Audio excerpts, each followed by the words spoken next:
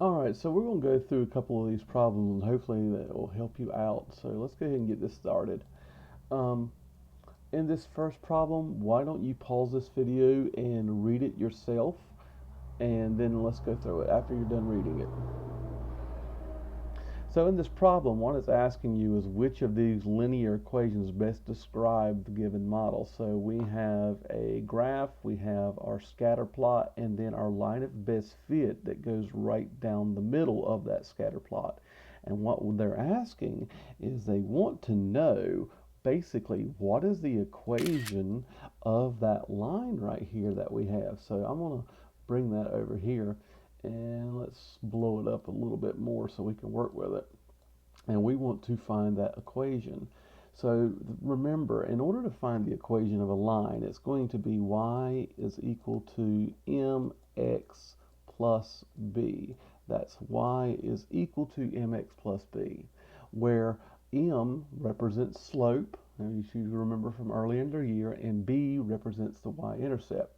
So let's start with the hardest part first. Let's start with slope. And remember that slope is always going to be your change in y, delta y, over your delta x, which is basically, remember, it's your rise over your run. So let's take a look at it. The best thing for us to do is probably to find a good point. So here's a good point that we could start at. And let's see if we can find another good point where it crosses. Here's another good one. All right, so in order for me to go, and I always remember, we always go from left to right when we're doing our slope. It just makes it easier. We can go the opposite way, but it's usually just easier to do left or right because that's how we read. So I want to know my rise. So from this point right here to this point, I actually didn't. I actually had a rise of -5 because I went down. So my rise would be -5. And then my run, so from this point to this point, I would go this direction. Okay, and it's counting by fives again, so that would be 5, 10. So I have a run of 10. So my slope is -5 over 10. Well, that is a fraction that we could simplify to -1/2.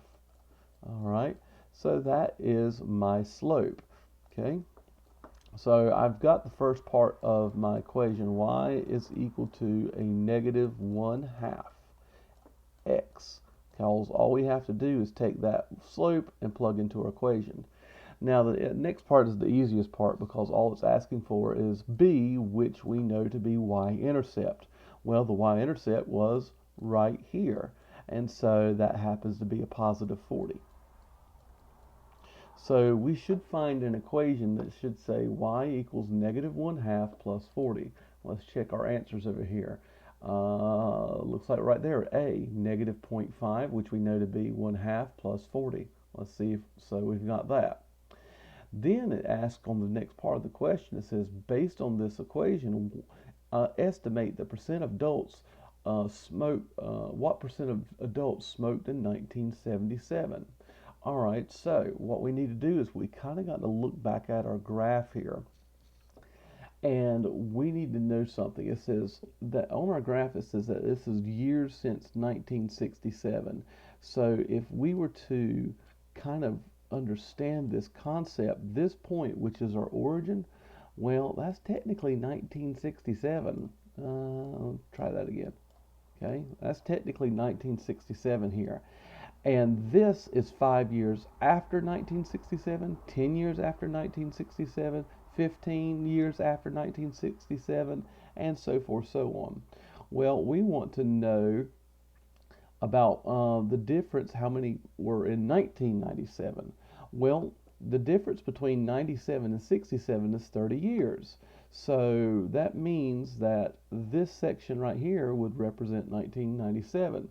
So we can kind of go up and look, and according to this picture that we're looking at, it looks like there's about 25%.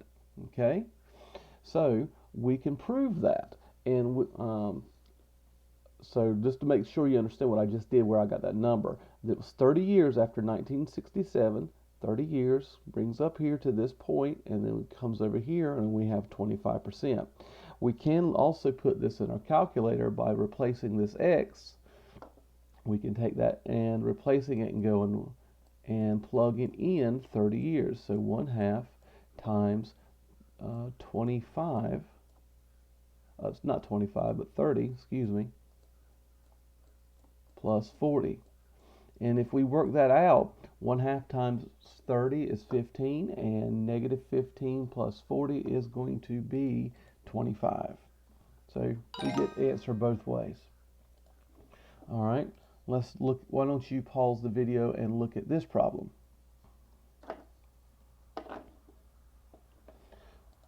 So in this particular one, it's asking us to which of the linear equations best describes a given model. So we're doing the same exact thing, and I'm going to go ahead and drag this picture over here and blow it up a little bit. And what we want to do is find the equation for this particular problem. Well, I'm going to estimate right now. I can go ahead and tell you just by looking, the best estimate probably for this y-intercept, it looks like it's counting by, well, it's 2, so it looks like it's counting by 1. I would actually say that that thing, that b, it looks like it might be 1.5. All right, that's a pretty good estimate for there, just where it's crossing.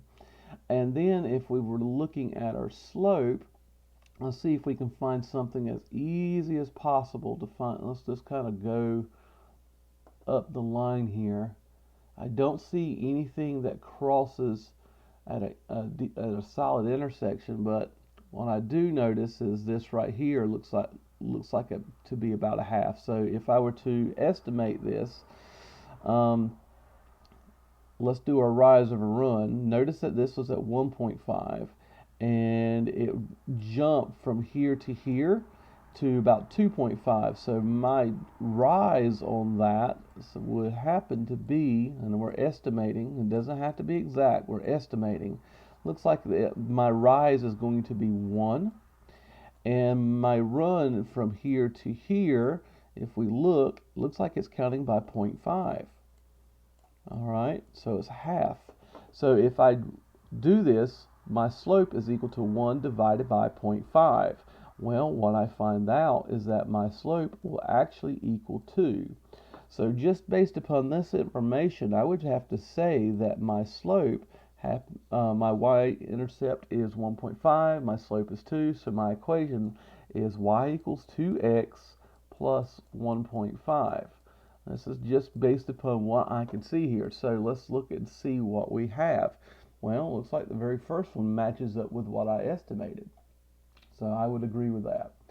And now it says, based on this equation, estimate the distance Daniel can hike in 6 hours. Well, we can look at our graph and it says 6 hours, but this one is asking me to use the equation. All right, so we can kind of estimate it by looking at the graph. Go to 6 on our x-axis, go up, and it looks like it might be around 13.5, but let's not make any assumptions. Let's go ahead and use our equation, and we're going to plug 6 hours in the place of x. So that's 2 times 6 plus 1.5.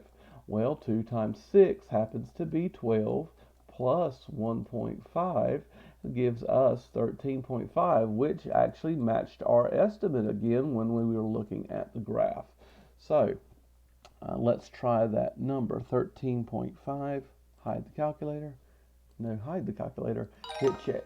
Very good. So it worked. All right, let's do another one. Why don't you read through this problem and while I clear off my work. All right, same situation. We are going to copy this graph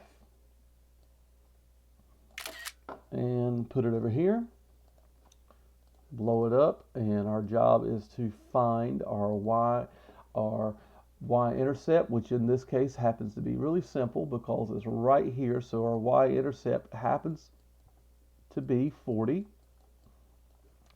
And now we need a slope, and the easiest points that I can see happen to be right here again. It looks like that was a good one.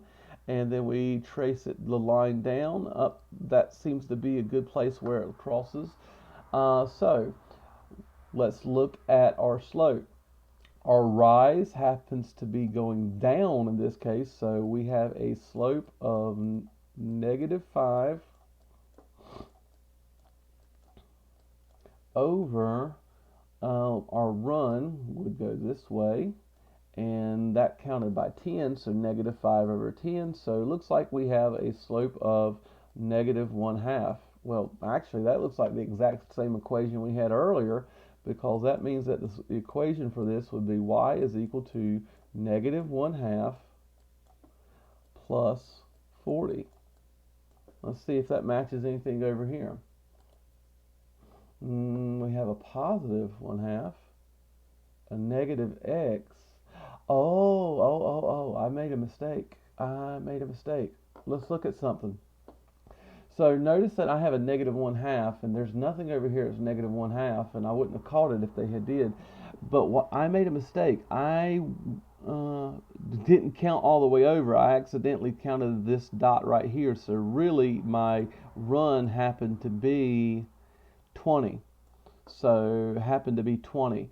So if I go back and do the work on that, that should become a 20. This would have become a, I can't erase it, so that would have been a 4. So my actual equation would have been y is equal to -1/4 plus 40. All right. Based on this equation, estimate the price of a car that had been driven 56,000 kilometers. Well, this one we just plug in 56, so I'm going to show the calculator. So I am going to go, and let's see where I'm going to go 56, and I am going to multiply that by, well, give me a negative. I can't see the negative button, but I will multiply it by 0.25, which is my 1/4. Now remember, since that 1/4 should have been a negative, that means that this should be a -14. All right, and I just don't see the negative sign.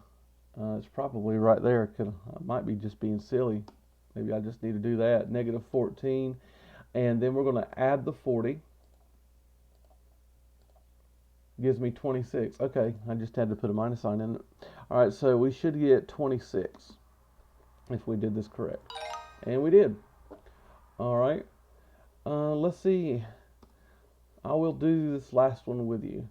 Hide calculator. Do that.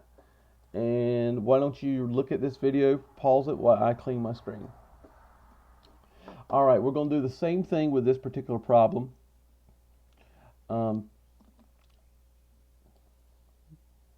And I'm going to drag it over here. So again, just like what we were doing, is asking us to find the line of best fit. So let's look at our equation. Let's start with our y-intercept. Whoops, it will not let me draw. There it goes. So I have a y-intercept of, looks like this thing is counting by 5, so my y-intercept is 45. And let's look for my slope. I'm going to start with here, and it looks like the next point that our line of best fit crossed is right here. So it actually goes up 5. And then it goes a run of 0.5, 0.5. So if we go 5 divided by, I'll use a calculator here to show it to you. We go 5 divided by 0.5, and we get 10. So our slope for this guy is going to be 10. That means that our slope is going to be y is equal to 10x plus 45. That's going to be y is equal to 10x plus 45. And we can find that to be B. And then it says, based on this equation, estimate the score for a student that spent 5 hours studying. Well, we can say, put 5 in the place of our x, so 10 times 5 gives me 50.